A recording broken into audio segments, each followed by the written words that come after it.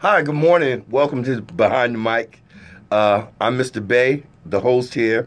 Students are out. It's summertime. Yeah, I guess they're having fun. Have fun, students. All right. Anyway, business and the show must go on.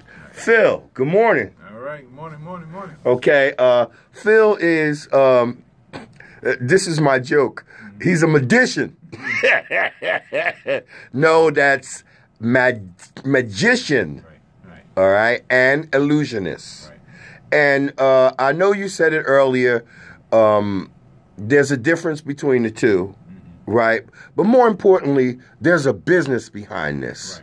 Right. Speak to that business short. Sure. I know you talked about it earlier. Sure. So, as an artist or anyone who doing presentations, this is a service that you're presenting. And the service, your product, your name or your brand is a part of that service. So if you're a really good artist, then your name brand gets multiplied so that more people can associate your name, in my case, for being a magician illusionist. So the business of being an artist alone is not enough. If you want to be an artist and you just want to impress people in your local community, that's fine. But if you want to make yourself more global, or at least national or regional known, then you have to now move yourself in the mindset to being in show business. So you got the show, which is the art. The business part is marketing, advertising, promotion, paying your taxes, all of those things that business entities do. And you have to expand yourself, which means not just do the same tricks, in my case, from high school. Now you have to evolve your magic product or your service product for today's audience. Do you punch a clock for somebody else? No, I haven't done that in probably 30-something years. Who writes the checks? Different entities. If I'm working for a school district, that's one thing. If I'm working for Parks and Recreation, might be an municipal, private sponsors. You know, people have family reunions and gatherings. So I want to say you write your own checks. Well, I don't write them. I cash my own checks. Oh, okay. All right. They don't get printed out. But you work for yourself. That's my point. I'm trying to blow it up to make it seem bigger. Yeah. But I think the most important aspect is the elbow grease that it takes to be in business for yourself, and the wisdom that goes behind understanding the business factor of any quote unquote niche that you might want to go into, and that's so important. We were talking earlier about diversity and but more importantly, let me just say, you're from Quest. Yes. Okay. What is a moment back in time memory of Cliff and Joyce Carter? If you probably have more than one. Yeah. But which one stands out? Well, let's go back to what Quest was. Quest initially was Quest CYO, Catholic Youth Organization, which served as an incubator for Quest to be housed in one of the various facilities, as far as I know, back in the 70s, mid-70s.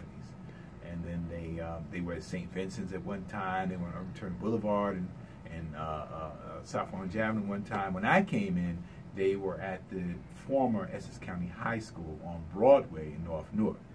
And I remember going up there. I was led by one of my high school buddies at the time, Raymond Etchison, who took a career in the military.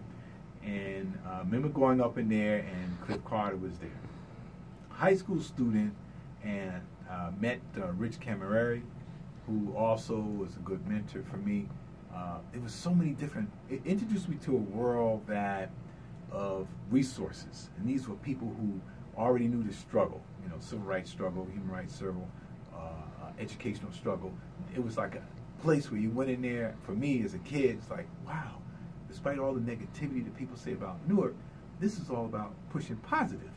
And so it was like a home away from home. Cliff Carter, he looked like, what's the brother name that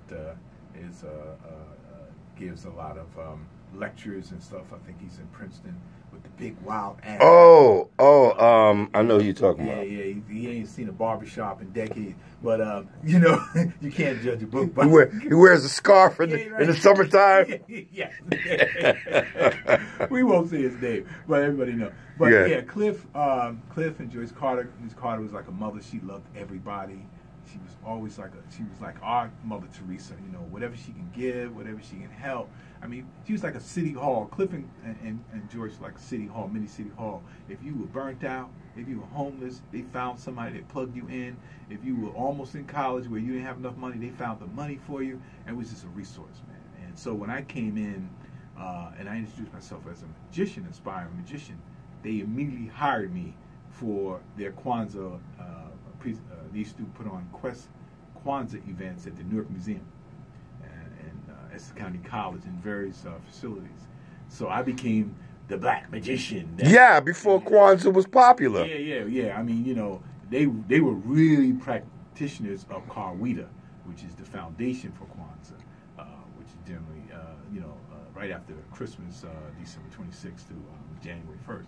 So, and then the Kwanzaa celebration was a family celebration, bringing the family together. So magic as an art, primarily the demographics is family audiences. And so that's kind of unprecedented because most of us in the African American community in the entertainment world, we don't cater to the family audience. It's segmented. You got your youth, you got your jazz old heads primarily, you got your gospel folks, you got your R&B, you got your reggae, but they never really, it's mostly music. So magic is one of those arts, juggling, storytelling, and things of that. Variety arts is what I focused on. Okay. Mm-hmm. All right. So that's a real cool memory. I kind of traveled with you there. Yeah. You know, and when I first came to Quest, it was at Essex County, the old Essex County on Broadway, and Essex County High School. Yeah, and Essex County, the old Essex County High School, and Erwin Ponder brought me in. Oh yeah. Oh, you want to do this radio thing? Go, come on, meet me down there.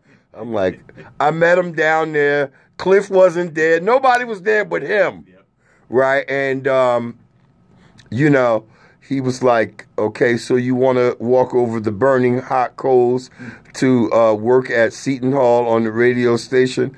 I was like, I do, I really do, I really want to, right? And radio. Man,